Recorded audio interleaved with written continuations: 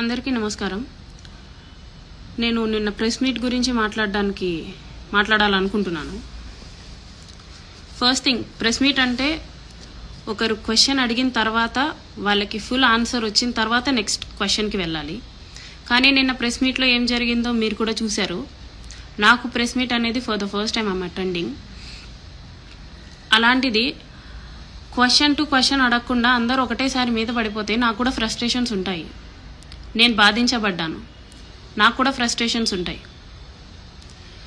నేను ఫ్రస్ట్రేట్ అవ్వడంలో తప్పు ఉందని చెప్పేసి నేను అనుకోవట్లేదు. ఎవరి లైఫ్ మీద అయినా సరే కామెడీ చేసినా, జోకులు వేసినా సరే, ఐ లవ్ యూ అంటే మీనింగ్ ఏంటి అనేసి అడిగినా సరే, ఎవరికైనా సరే రావాల్సిన ఫ్రస్ట్రేషన్ వస్తుంది. అది హ్యూమన్ ఎమోషన్. ప్లస్ 25 crores గురించి మాట్లాడుకుందాం. నేను ఎవరిని 25 crores అడగలేదు, అడగను కూడా. ఆ వాయిస్ రికార్డ్ అయితే నాది కాదు. వాయిస్ రికార్డ్ వినిపించేసరికి వినిపించే వాళ్ళకు కూడా నేను క్వశ్చన్ చేస్తుంది ఏంటంటే, ఫుల్ ఆడియో ఏది నేను మాట్లాడుంటే, అండ్ ఎవరితో మాట్లాడాను అది కూడా చెప్పాలి కదా. నువ్వు ధైర్యంగా వినిపించినంత మాత్రాన్ని సరిపోదు కదా. 29 seconds ఉంది ఆడియో. నేను నిన్న చూసినప్పుడు నాకే అర్థం కాలేదు నేను ఎప్పుడు రా బాబు మాట్లాడాను అనేసి. 29 seconds ఆడియో పెట్టుకొని ఇదే ఫుల్ వీడియో అని చెప్పేస్తే నేను యాక్సెప్ట్ చేయను.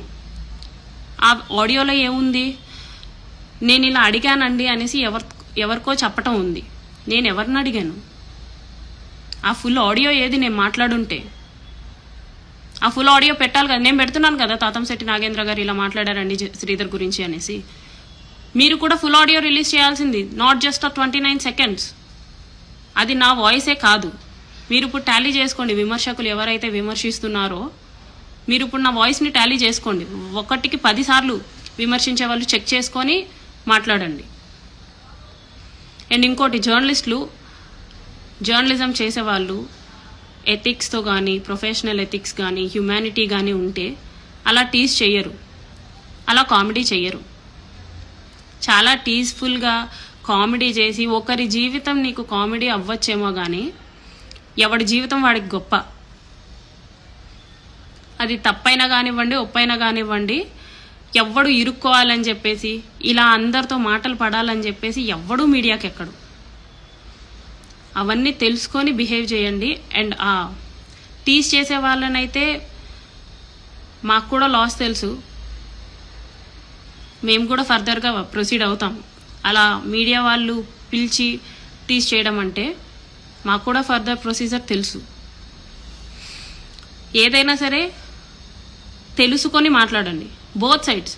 నన్ను ప్రశ్నించేంత ధైర్యం మీకున్నప్పుడు సేమ్ క్వశ్చన్స్ ఎమ్మెల్యే గారిని కూడా ప్రశ్నించేంత స్కోప్ తీసుకోండి. మీరు you people are from media, right? You do have the right to ask even the chief minister. So నన్ను అడిగే ధైర్యం చేసిన వాళ్ళు సేమ్ క్వశ్చన్స్ ఎమ్మెల్యే గారిని కూడా అడగండి. అసలు ఇది నిజమా కాదా అని అయినా అడగండి, చెప్తారు కదా. కమిటీస్ కూడా వేశారు కదా, తెలుస్తాయండి నిజానిజాలు. ఊరికే మనుషుల జీవితాన్ని కామెడీగా చేయకండి.